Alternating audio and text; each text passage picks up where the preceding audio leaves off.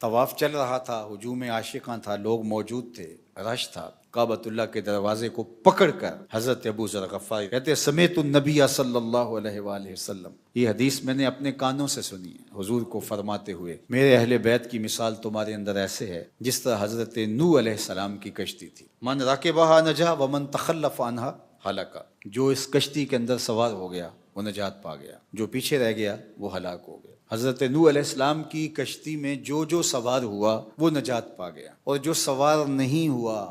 بیٹا بھی تھا تو ہلاک ہو گیا، وہ کشتی نجات کا ضامن قرار پائی۔ تو حضور علیہ السلام نے بالکل اسی کی مثال دی، میرے اہل بیت کی مثال حضرت نوح علیہ السلام کی کشتی کی طرح ہے، جو اس کشتی میں بیٹھ گیا وہی نجات پا جائے گا، جو نہیں بیٹھا، بیٹا بھی تھا نہیں بیٹھا، نجات نہیں پا سکا۔ کوئی کہے گا میں بہت بڑا عالم ہوں، میں بہت بڑا مفتی ہوں، میں علامہ اور فہامہ ہوں، میری احادیث پہ،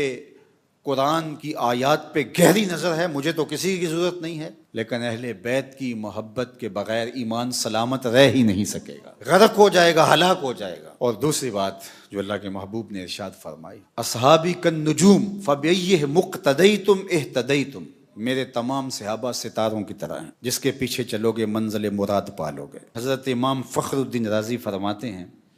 کہ سمندر میں ساحل آشنا ہونے کے لیے کشتی پہ بیٹھا جاتا ہے اور ستاروں پہ نظر رکھ کے راستہ تلاشا جاتا ہے، جو کہے کہ میں کشتی میں تو بیٹھ گیا ہوں لیکن مجھے راستے کی ضرورت نہیں ہے تو وہ بھی ساحل مراد تک نہیں پہنچ سکتا، اور جو ستاروں پہ نظر رکھے اور کشتی کو چھوڑ دے اور خود چھلانگ لگا دے تو وہ کسی سمندری طوفان کی نظر ہو جائے گا اور سمندر نگل جائے گا، کھا جائے گا اسے، منزل تک وہ بھی نہیں پہنچ سکے گا۔ منزل تک اسی کا پہنچنا ممکن ہے جو بیٹھا کشتی میں ہو، نظر ستاروں پہ ہو۔ حضرت امام فخر الدین رازی علیہ رحمہ یہاں فرماتے ہیں، ہم اللہ کا فضل ہے کہ اہل بیت کی محبت کی کشتی میں بیٹھے ہیں اور ستاروں پہ نظر رکھے ہوئے ہیں، اس لیے نجات ہمارا مقسوم ہوگا۔ اہل بیت نبوت کے ساتھ محبت یہ بھی تقاضا ایمان ہے، اور اصحاب پیغمبر کے ساتھ محبت کا ربط و رشتہ یہ بھی تقاضا ایمان ہے۔ سیدنا علی المرتضی رضی اللہ تعالی عنہ سے مروی ایک روایت نہج البلاغہ میں بھی موجود ہے، مسند امام احمد بن حنبل اور مشکات میں موجود ہے۔ حضرت علی المرتضی خود بیان فرماتے ہیں کہ حضور نے مجھے دیکھ کر فرمایا تیری مثال حضرت عیسیٰ کی مثال ہے، چونکہ حضرت عیسیٰ کے معاملے میں دو طرح کے لوگ برباد ہو گئے، ایک بغض رکھ کے برباد ہو گئے، یہود جنہوں نے حضرت عیسیٰ کو شہید کرنے کے، قتل کرنے کے، سولی پہ چڑھانے کے منصوبے تیار کیے اور ان کی والدہ پر بدکاری کی تہمت لگائی، اور ایک طبقہ جنہوں نے حضرت عیسیٰ سے محبت کی اور محبت میں اتنا آگے بڑھ گیا کہ ان کو ابن اللہ کہہ دیا، اللہ کا بیٹا کہہ دیا، تو وہ محبت میں اتنے بڑھے کہ گمراہ ہو گئے۔ تو فرمایا علی تیری مثال بھی ایسے ہی ہے، تیرے معاملے میں بھی آ کے دو طرح کے لوگ برباد ہوں گے، ایک محبت کر کے برباد ہوں گے، ایک بغض رکھ کے برباد ہوں گے۔ یہ ترازو ہے یہ حدیث جس میں ہم اپنے آپ کو تول سکتے ہیں۔ کہیں ایسا تو نہیں ہے کہ حضرت علی المرتضی رضی اللہ تعالی عنہ سے محبت اس انداز سے کی جا رہی ہے کہ حضرت علی کے علاوہ حضور کے پہلو میں لیٹنے والے اصحاب پیغمبر کی محبت بھی گوارا نہیں ہے، اور کہیں اس طرح تو نہیں کہ حضرت علی کا نام بھی گوارا نہ ہو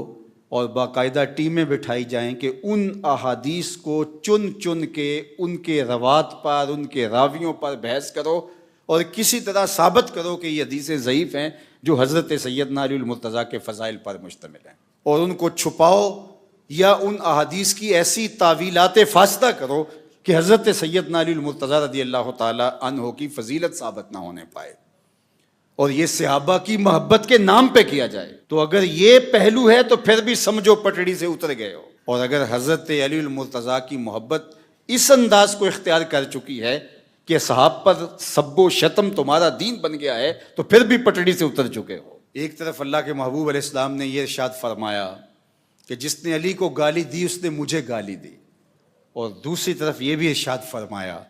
کہ اگر تم ایسے لوگوں کو دیکھو کہ جو میرے صحاب کو گالیاں دے رہے ہیں تو تم کہو لعنت اللہ علی شرکم، تمہاری اس خباثت پر اللہ کی لعنتیں اتریں۔ تو اصحاب پیغمبر ہو یا اہل بیت نبوت، یہ مشکات نبوت سے پھوٹنے والی دو کرنیں ہیں، ان کے مابین منافات نہیں ہیں، یہ ایک ہی شمع کی دو کرنیں ہیں اور ایک ہی سینے سے